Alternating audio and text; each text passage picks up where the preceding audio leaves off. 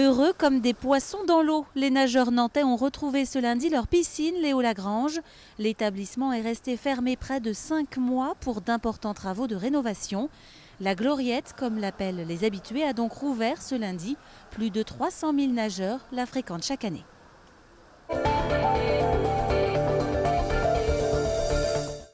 C'était un véritable événement ce week-end au Pouliguen. La ville a inauguré son nouvel orgue dans l'église Saint-Nicolas. L'instrument de musique, qui est aussi une œuvre d'art, a coûté plus de 500 000 € à la ville. Les habitants ont pu découvrir l'orgue samedi et dimanche. Laurent Hanen a eu cette idée d'intégrer un instrument qui rappelle l'environnement maritime. Je pense qu'on le voit assez facilement, ces voiles, ces espèces de mâts un peu courbes. Ils sont venus nombreux, les habitants du Pouliguen. Dimanche, l'orgue a été béni avant un concert. La veille, l'instrument a été présenté par ses concepteurs, Bertrand Cattiot et son équipe. On accorde en général les jeux d'anches, donc il y a 6 ou 7 jeux d'anches. Donc en 3 heures de temps, l'orgue est remis d'aplomb. On vit quand même avec un instrument comme celui-ci depuis 2 ans et demi, nuit et jour presque. Et puis là, on va s'en séparer complètement. Donc il y a forcément, oui, de l'émotion. 2 ans et demi de travail et déjà presque 10 ans que le projet a germé au sein de la municipalité. Aujourd'hui fier de ce chef-d'œuvre. La volonté, c'était de conserver quand même un instrument de musique dans l'église et qui soit un instrument de qualité, qui pouvait donc servir pour le culte et qui pouvait servir aussi pour la culture. Des projets culturels sont à l'étude. Doté de 2318 tuyaux et 3 claviers, l'instrument va en effet permettre aux organistes de jouer presque n'importe quelle musique. Si on veut jouer la musique du 19e siècle, il faut venir à Nantes et dans le département de Loire-Atlantique, on a tout ce qu'il faut. Mais pour jouer la musique ancienne, notamment la musique de Bach et la musique de la Renaissance, eh bien, on pourra maintenant, grâce à cet instrument du Pouliguen qui a été conçu pour cette musique aussi, eh bien, jouer cette musique parfaitement bien.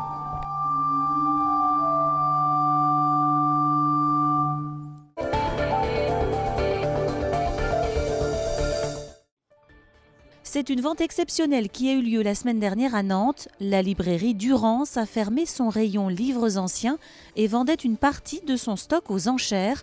180 lots de livres, estimés pour les plus chers à 4 000 €. Anne-Lise Tomine. 120 jeunes juges, par regret.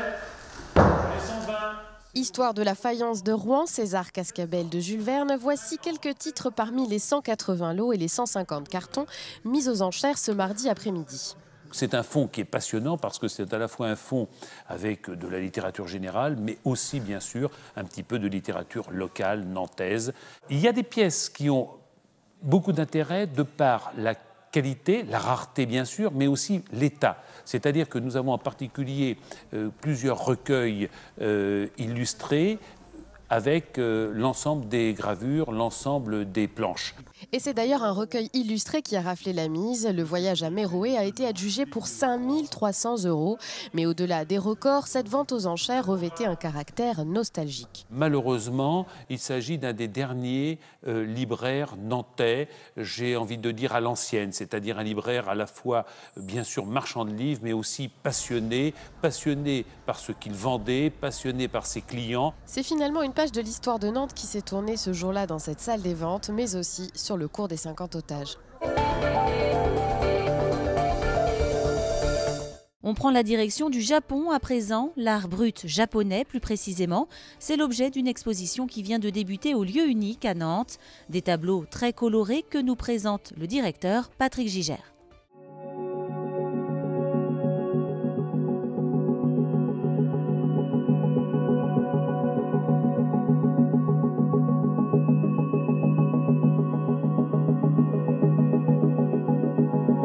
Komorebi, c'est le terme intraduisible qui veut dire à peu près la lumière qui filtre à travers les feuilles, les frondaisons et qui se reflète au sol ou sur l'eau. Donc c'est à la fois un jeu de lumière, c'est aussi un sentiment qui rattache les Japonais à l'enfance et à quelque chose un peu perdu du passé.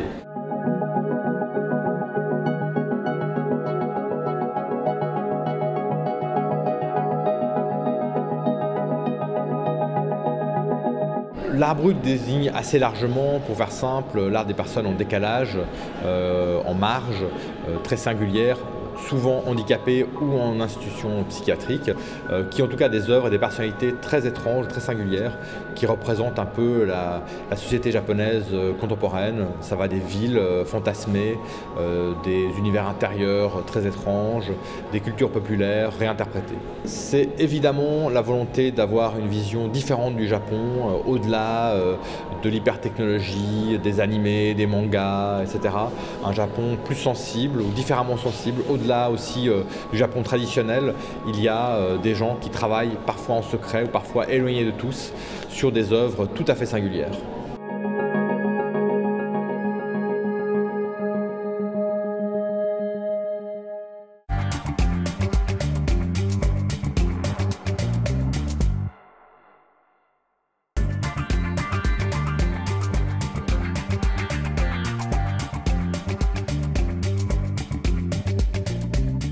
Alors notre idée, donc depuis 2015, en fait, on lance un appel à projet chaque année pour installer des food trucks afin d'améliorer le service à l'usager, en fait, d'offrir un service de restauration pour nos différents usagers.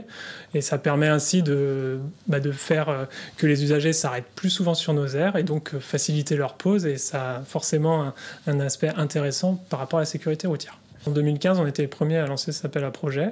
Donc, et depuis, il y a d'autres directions interdépartementales des routes. On est 11 DIR en France qui ont pu lancer des appels à projets similaires.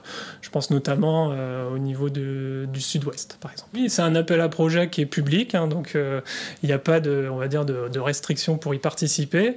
Il faut juste répondre avant le 29 novembre à midi, fournir les documents qui sont demandés dans l'offre. Donc, ça peut être à la fois des personnes qui sont déjà propriétaires d'un food truck et qui veulent se positionner sur une de nos aires, mais ça peut être aussi des personnes qui veulent monter leur projet, puisqu'on laissera un certain temps, entre 2 et 3 mois, entre le moment où on finalise l'appel à projet, on retient les candidats, et le déploiement du food truck sur notre réseau.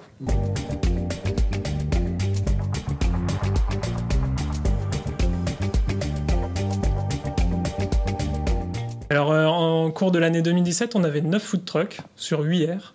Donc on en avait 2 sur la même aire au niveau du Morbihan.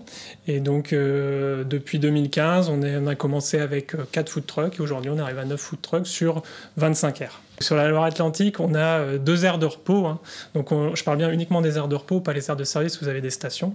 Donc on a 2 aires de repos au niveau de Puceul et l'année dernière, donc on a mis un food truck sur l'aire de Puceul-Est. Et cette année, on propose de nouveau les 2 aires dans l'appel à projet. Au niveau de Valette, en limite entre le 49 et le 44, on a un food truck également. D'accord.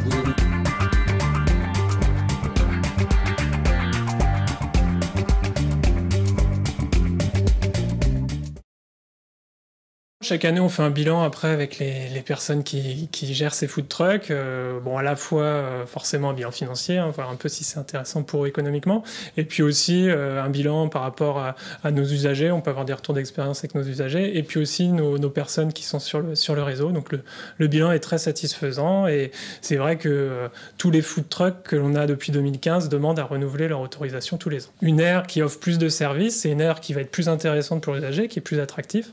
Donc ça va amener les usagers à s'arrêter plus souvent. Et donc, quand on s'arrête plus souvent, on prend plus de pauses et donc on est plus reposé pour aller après continuer sa route. Et c'est vrai que ça joue au niveau de la sécurité routière.